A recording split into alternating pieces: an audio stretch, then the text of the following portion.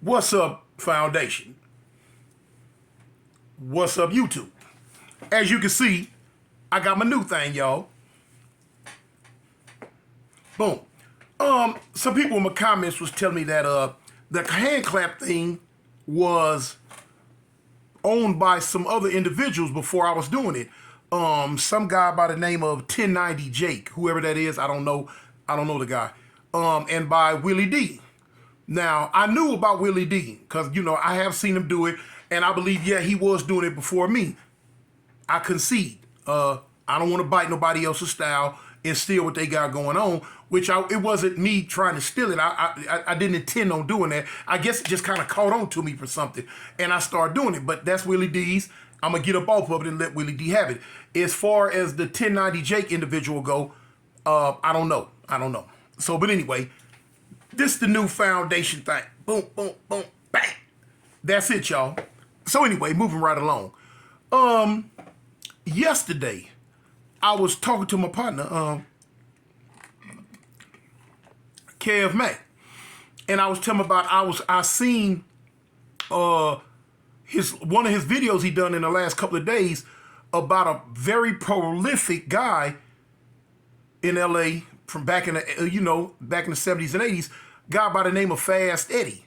Now, if you was in that life, you was in LA at that time, everybody knew about Fast Eddie. He was a baller. He was on the level of the Freeway Ricks and all that. You know what I'm saying? I'm talking about very prolific hustler from back in the day. You know what I'm saying? Everybody knew about his steakhouse, that he had over there in A-Tray Gangsta Hood. I didn't really rub elbows with him and anything like that because I'm stoned down gangbanger. He made money. Now, he knew a lot of gangbangers. He did a lot of things with a lot of gangbangers. I just wasn't one of them, But anyway, I was telling Kev that I was in the Orange County jail years ago, back in the 80s too, with a guy by the name of Fast Blacc. Called himself Fast Blacc, and he said he was Fast Eddie's son. And I was like, oh yeah, and he told me a lot of stuff about Fast Eddie and a lot of this and a lot of that. And that was his son. I'm like, okay, well, cool, you know what I'm saying? And I was telling Kev Mack the other day, yesterday, that about, me being in the Orange County jail with him and some incidents that it took place. Now, anybody that knows about the Orange County jail back in the 1970s and 1980s, especially during them 80s, they know that was, if you were from South Central LA, out that LA area, that it wasn't a nice place for us. It wasn't. It was predominantly Hispanic, for one, and then the blacks that were there at the time, they didn't like LA. You know what I'm saying? LA had kind of put down on them cats to the point to where they just didn't like LA. You know what I'm saying? That's that San Bernardino or IE area, I think. It's Orange County. You know what I'm saying? It's Orange County. And they didn't like cats out of LA. I'm gonna just call a ball, strike a strike. You know what I'm saying? This not to step on nobody's toes or offend anyone, but the truth is the truth, and that's the truth. This is a story that happened when I first met Fast Blacc in the Orange County jail. Now, I've spoke on this before in a different story, but it came up during the story on how some other stuff had took place in the Orange County jail on some racial type tension stuff. And so, but now I'm going back and I'm specifically going to speak on the Fast Blacc situation because of the video that Kev Mack put out, and me and him was talking about it. And I was telling him, I'm going to make a video about this dude Fast Blacc, and I'm a keying on it. But anyway, it was a lot of racial tension going on at the time. Now, like I say, this was back in the 1980s. Not to offend anybody nowadays. I'm just, telling you what happened back then. Not saying that this is how I feel or they feel in this day and age. But this is how it was back then. I had got caught in Orange County for 26 counts of robbery. Man, I was robbing everything that moved. I did. A bunch of different places. I could name them, but I'm not. But yeah, I was on a spree. Me and one of my homeboys. During that time, it was kind of hectic on me because I was being accused of 2 attempted murders on LAPD. Yeah, I was being accused of 2 attempted murders on LAPD. Where that, allegedly they said I'm supposed to have done this, this, and this. Which I don't know what they talking about. I don't know what they talking about. But anyway, it all played out in the rents in the end. But I end up getting locked up for 26 counts of robbery and being placed in the Orange County jail.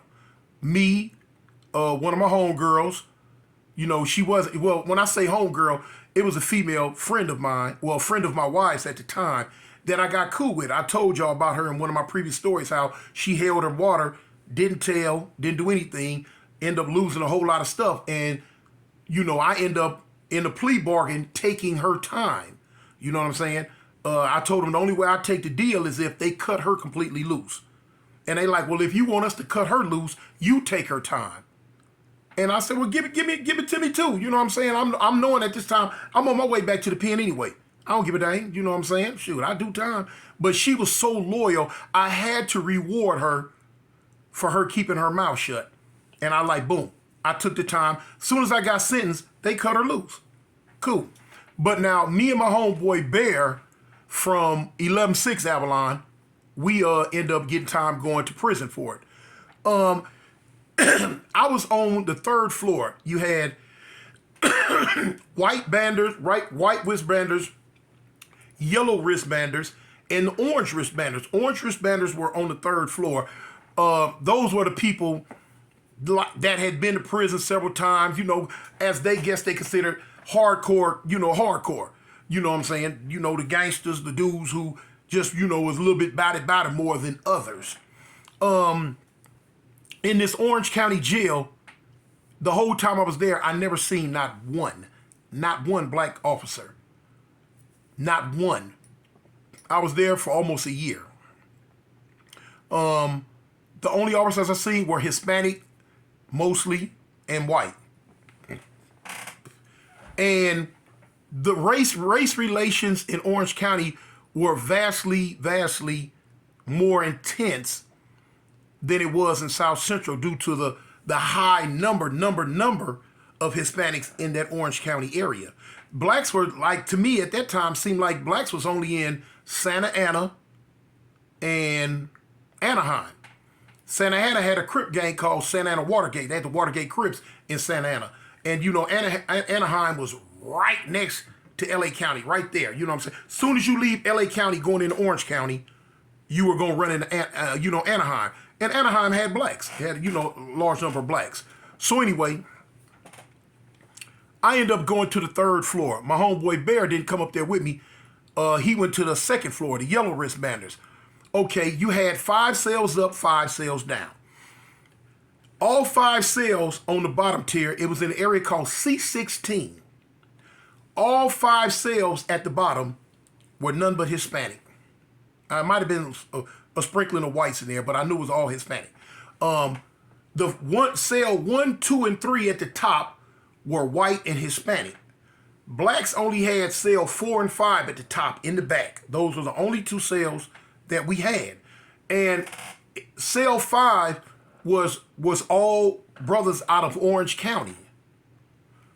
Cell 4 was the homies, brothers out of, South Central, Compton, Watson, all that, out of LA. So cool, boom. So I'm in there, and I'm peeping how this is going. If you remember a video where I told you we had to rush some foods in the kitchen for playing with our food back then. I'll see all this ties in together during that situation. So anyway, Fast Blacc came in. So when he came in, boom, they put him in the cell with the LA cats, and we go to kicking it, what I'm saying? We tell him like, yeah, what's up, homie? You like, I'm Fast Blacc. He wasn't gang affiliated. He was a hustler. You know what I'm saying? He's a dope boy. I told hey, homie, what I'm saying? I'm cartoon from East Side Avalon, Fire Trey. He be like, oh, all right, it's cool. So, introducing. So time goes on, everything cool. What had happened one day was they were doing mass cell searches, the police, on C16 upper. We was lower in upper. So they had took all the Hispanics out and the whites out of cell 1, 2, and 3 and moved them to the roof somewhere. They took them to the roof somewhere. And so, boom, moved them out first. And then they came to get us and cell 4, cell 5. And I can't remember where they took us to another part of the jail. You know what I'm saying? They just standing around for a couple of hours till they finish searching. They looking for knives, weapons, drugs, or whatever, contraband. Unbeknownst to me, when we were leaving, dude by the name of Red, I can't remember what set Red was from. I just know he was from Compton. Red had went in cell 3 and stole a pack of cigarettes. No, he stole some candy out of Mexicans and white cell. I didn't know. I just didn't know. And I think he stole some cigarettes too, if I'm not mistaken. Boom. So now, matter of fact, we were on the roof. So anyway, when we came back, we all in our cell, the Mexicans and whites in their cell. The Mexicans in cell 3, they seen, the Mexican whites in cell 3, they seen where they stuff it got stolen. Couldn't nobody have did it but one of us. And they knew it. They didn't make no noise. They didn't make a big fuss about the situation. But they knew. They knew. So immediately they went on some, we gonna get them for stealing our stuff. Which I'm not mad at them. I'm not mad at them. You know, in Cali, we stealing in Cali. You know what I'm saying? Just, you know, hey, in Cali, it's a different set of rules. So anyway, time goes on, time goes on. Fast Black was going to court that day. And when he came back from court later on that night, they had let cells 1, 2, and 3. Now, in each cell held about 12 people. If I can remember right, each cell held about 12 people. So cells 1, 2, and 3, the Mexicans and whites, they were in a big Sallyport area, exchanging laundry. It was laundry exchange day. So now, usually they don't let us mix. We don't go to eat with them or with us. They'll go eat, all 5 cells downstairs and 3 cells upper, they'll go eat. And when they come back, we go eat. Now, when we go and eat, we eating with the Mexicans and the whites off the first floor and the second floor. They don't want, you know, they didn't want us mixing with the ones on our floor. Volatile situation. I can understand that. Because it was like prison, you know, most prison dudes on our floor. So anyway, they were in a big Sallyport, you know what I'm saying, exchanging laundry, sheets, blankets, you know, towels, whatever. Can't remember what all it was, but that's what they was doing. Fast Blackie came back from court. And usually they wouldn't pop this door, the outside door to the hallway, and let a black in to go through. But, you know, it had nothing been happening lately. So every now and then, you know, when tension is low, the guards kind of relax the rules a little bit. They figure, you know, everybody getting along cool. So when Fast Black came back, he banged on the thing. They popped the outer Sallyport door going out into the hallway to let him in. So as soon as he came in and closed the door, the Mexicans and the whites rushed him. They rushed him. Took off on him. Okay. Unbeknownst to us, we don't know. So now, you know, as some hours went by, I was wondering, I'm like, man, where Fast Black at? You know what I'm saying? He should have been back from court or whatever. So it was later on that night, Fast Black come to the cell, and he kind of scuffed up. He mad. He coming to get his property because they finna send him to the hole or to a whole nother area. And so I'm like, man, what's up, homie? What happened to you? He like, man, the fools rushed me, man. That fool jumped on me. I'm like, who? Man, the Mexican and the white boys. I'm like, what? When? For what? So he told me what had happened. I'm like, what? So, you know, I don't have no idea why this happened, because at this time we had not been passing word, exchanging unpleasantries or anything of like that at this time. So he like, man, they finna send me to the hole. He was going to the hole. I'm like, okay, man, all right. So he packing his stuff up. So when he tell me what happened, I'm like, man, look, I don't know what happened. I don't know why it happened. I say, homie, but we gonna get some get back, homie. It ain't going like this. Not like this. Not on my watch. He was like, man, you see, I said, man, on Avalon Gangster Crip, homie. I'm first chance I get. I'm gonna get you some get back, homie. You know what I'm saying? Because he from LA like me. Nah, you wasn't finna do us. Okay, cool. Pack this stuff up. We walking. I said, come on, I'm gonna help you take your property up front. So as we walking, we pass. I say, man, look, show me if any of the faces if you can remember them. So we walking. He showed me, you know, 2 white dudes. He like, he won. Showed me a couple of the Mexicans. Yeah, him. I'm like, all right, don't trip. They just standing there looking. So I took him up front, back to the Sally Port. He gone. So on the way back, I don't say nothing. I just come on down the tier. What is there to say? There's no talking. This was a declaration of war. Nothing to talk about. Soon as I get back into the cell, it wasn't 30 seconds. Mexican reached around and slapped the bars. Bing, bing, bing, bing. He say, yeah, Holmes, that happened because your people stole from us. So I'm like, this stole from you? So it was one dude, I can't remember who it was, at bunk, went to the bottom bunk right there, bottom bunk. He like, man, what you mean stole? Man, we ain't stole nothing from y'all. What you talking about? So the Mexican dude was like, yeah, man, when we went out for sales search, your people came in here, one of y'all came in here and stole some cigarettes and candy. Was it cigarettes? I can't remember. I know it was some candy. It was cigarettes, if I'm not mistaken. A pack of cigarettes and some candy. Yeah. So I'm like, what? So now he argued with the Mexican back and forth. So I'm like, cuz, man, look, bump that. Come up the bars, homie. Don't argue with him. Ain't nothing to talk about.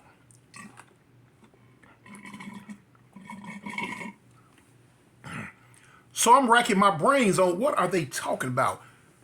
Then a light bulb went off.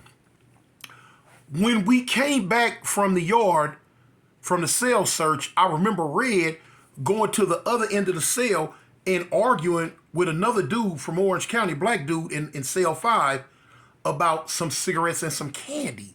You know what I'm saying? Dude like, man, give me mines and whoop, whoop, whoop, whoop, whoop, whoop. I ain't paying no attention to it. You know, we catch store, they got whatever. But Red don't catch store. Red didn't have nothing. Now that reminds me, boom. So I go to Red. I say, man, what's up, man? Did y'all go in that food sale? Man, y'all went in they sale, man, and woo, woo, woo. And he knew I wasn't to be played with. I was hot as fish grease. He like, yeah, he admitted it. I'm like, oh, man, cuz. Man, that's what they, okay, that's what they tripping on. So I tell him, I'm like, what's done is done is done is done. You know what I'm saying? I wasn't, at that time, I wasn't finna get at my own people just to appease them. But I told him, I say, man, first chance we get, you gonna have to take off for this. He like, cool. Time goes, like I say, now, we don't mix with them. But now, if enough time goes by and things get lax, every now and then, one of them will be out going through the Sally Port to go out to the main hallway, go to visits or whatever, and we'll be coming.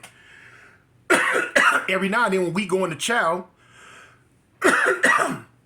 one of them will be outside the door waiting to come in, coming from infirmary visit or attorney visit, whatever. Every now and then. I said, you know, we bide our time. It's going to happen. You know, it's going to happen. But I told Red, you're going to have to be the first one to take off because this come from you. Time went on.